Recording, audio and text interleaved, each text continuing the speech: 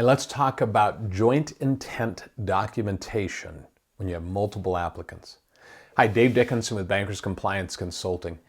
This is one of those pesky little areas that seems like got blown out of proportion. There's all sorts of rumors and confusion. Let me demystify a few things.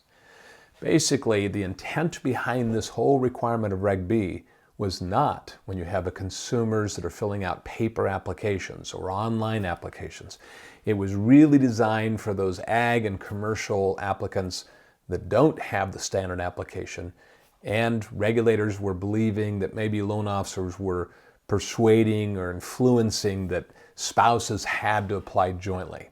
So back in 2004, this rule went into effect that said anytime you have multiple applicants, you must have some type of evidence that that's what they wanted to do. You didn't twist their arm.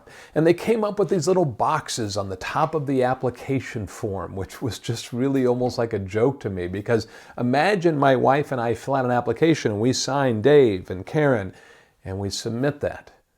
Why would we need to mark boxes? We were already signing. Of course we're applying. Why else would we sign an application form?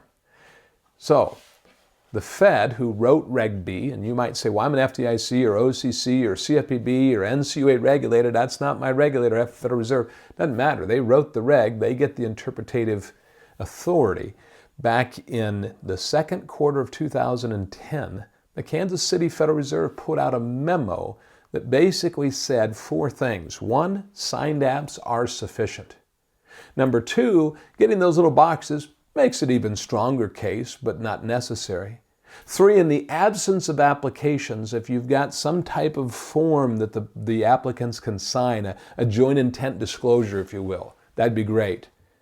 But if you don't have that, the loan officer's documentation will suffice. Now you might go, you got to be kidding me. You're supposed to do this at the time of application.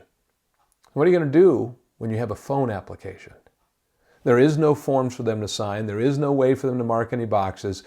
You're going to have the loan officer say, Dave called and said he and Karen want to whatever. That's how you handle this.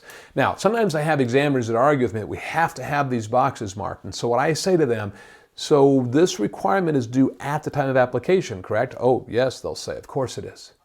So you're telling me we can never have a phone application then because we can't do this over the phone if we have to mark boxes. Typically, they kind of back up at that moment and realize they've got their foot in their mouth or they're incorrectly interpreting this. So if you get an examiner that pushes you that you have to have these boxes marked, use that argument. So we'll never have another phone app again then, because that's not an application. This is due at application. We can't do it if they're not here physically present. That should help. Now, you might say, well, we're not in the Kansas City Fed. In January of 2018, the Federal Reserve has a magazine newsletter called Connections, FRB Connections. You could Google that. January 18 reiterated the exact same thing. Now, CFPB owns Reg B at this time. They're not going to allow the Fed to put out something that they don't agree with.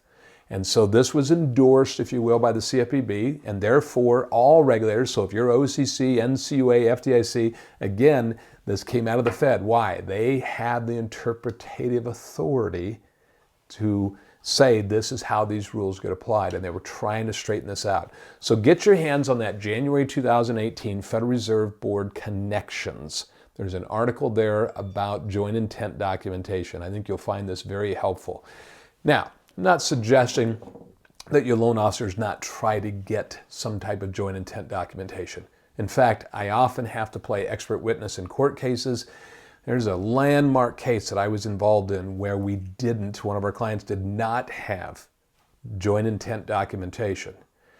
It would be very nice, and the spouse later said, I was forced to sign this loan and she won and it was a mess. So maybe I come in and say, my wife and I, or I'm on the phone. The next time you see us, it'd be good to get the joint intent documentation. Not from a regulatory standpoint, but from a civil liability standpoint. To say kind of a belt and suspender method, I call it here. We're going to check the box for compliance by having the loan officer document, Dave called, said he and Karen wanted whatever. There's satisfying Reg B. but then we're going to get this form later to say, hey, we want to do things the way you want them done. Did we understand correctly that you wanted to apply jointly and this is how you want it titled or whatever? If so, sign here. That's your get out of jail free card, if you will. If there's ever any kind of question, one of the persons feels like they're being coerced or having to sign the loan, that would definitely help in a court case if you got there. I hope this helps you think through your procedures on joint intent documentation, demystifying maybe what you've heard from some regulators as well. Thanks for watching.